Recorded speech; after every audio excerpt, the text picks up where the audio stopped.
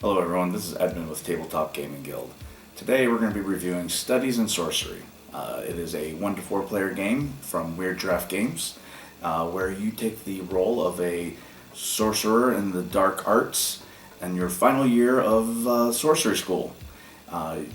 You will be basically your last semester, which is broken up into 4 weeks and 4 months.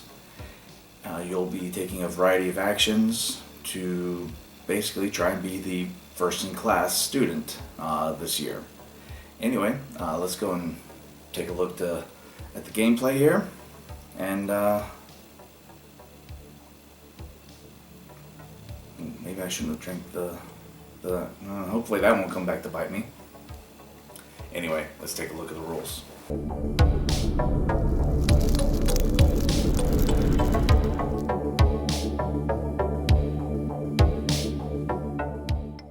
At the beginning of the game, you'll be dealt 2 random thesis cards, and you will pick one of them, and that will be bonus points that you will try to earn throughout the 4-month semester, trying to get the bonus points there. They can come in different varieties, where you need to complete projects with a certain type of material, complete X amount of different projects, and they can come in 4 and 7 point varieties. Additionally, they can make you want to only complete, a limited amount of some of the different class projects out there. You'll also be given a research grant that you'll use for buying some of your kind of earlier either class projects or pretty much class projects or some of the other kind of generic goods like candles and vials. You'll also be given your choice of 2 random 100 classes that you can then complete. And to kind of break down these cards, basically you have the materials required to complete it, what type of school it's from, which is sorcery, necromancy, or alchemy. And then also if you get what kind of benefit you get with it. Some of them give you a one-time benefit. Some of the other ones give you ongoing benefits that can trigger. Or some of them will give you benefits that happen that you can use during the action phase during certain phases of the moon, which is the different weeks that during a single semester. So let's go kind of quickly here through a turn. You basically get to do one of 4 different actions. You can cram, which commits up to 2 material cards you have to one of your projects that you have on in your tableau, and the different that kind of actually gets us into one of the other actions, which is dig.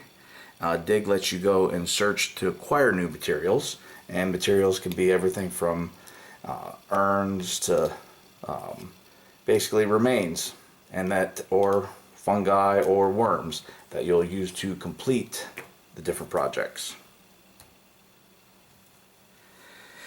The next action that you can perform is a project action, which is which you'll have on projects like the spectral sight here.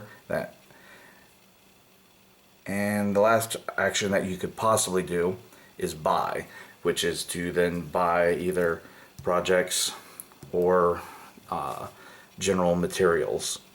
And to do that, you have to trade in cards that you have either dug from the graveyard or your research grant. You don't get to make change, so if you're going to go spend the $5, you might as well go and buy everything you can. You don't have to. Buying is just basically you buy everything that you can afford. But yeah, there's no other restrictions there on that. The only other restriction is you basically only get 1 action during each of these 4 weeks in this month. After everyone has taken an action, you'll then commit up to 2 of your resource cards to any of your active projects in front of you. Some of them will have kind of restrictions on them, as well as the resources on them. So in this case here, if I could apply both of these here to this card, one for like the skull and one for the rib. When I go and then actually commit this one, I'll be adding 1 demerit because I'm using the skull on this one. Additionally, over here, let's say I committed 2 cards to this potion over here, I would then also get a demerit because potions do not like you rushing them.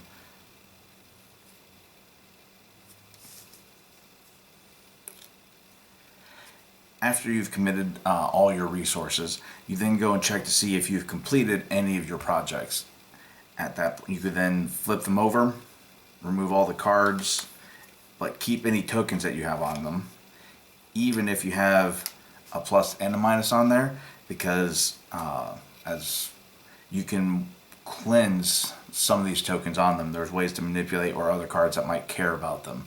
So even though it's a wash, they don't actually remove each other.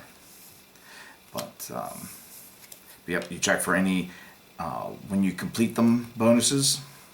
Some of them give you ongoing abilities, like this one, lets you commit 1 extra card during the commit step.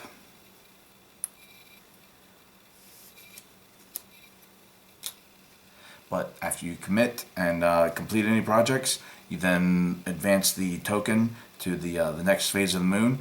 Unless you have completed the 4th turn in that month, you then will wipe the market, furthest left column, and then refill the market according to that month's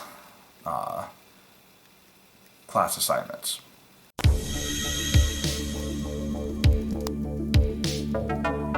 So that was a very brief overview of the rules. It is a really easy to pick up game. Really, there wasn't too much more that I didn't cover. I mean, other than kind of going into particulars of some of the different like classes and events that you can get. Which, speaking of those, I loved thematically because, you know, we're at a school that's for the dark arts. So, you know, we're doing things that are a little more shady. That's why necromancy is one of the 3 major studies. You also get even sorcery. You have some interesting things like plague here. When your turn begins, you created a plague and you're filling up the graveyard that you go digging for resources with more cards. A lot of the mechanics and the theme fit together like that, and I really love that. On the materials of the game, I really love how all the cards look like basically aged parchment books. So the art direction I really like on this. It's very clear on what everything is. There's not a whole lot of guessing. I mean, you're pretty much, you know that your materials are, you're digging them up. The game plays fairly quickly. It was about 45 minutes to an hour. That's what's on the box, and I'd say that's about the time that we played. Maybe a little bit longer because there was the extra read the rules and teach. But yeah, like if you need a kind of a good small box kind of quick game, especially if you're waiting for more people to show up, I definitely would recommend this game.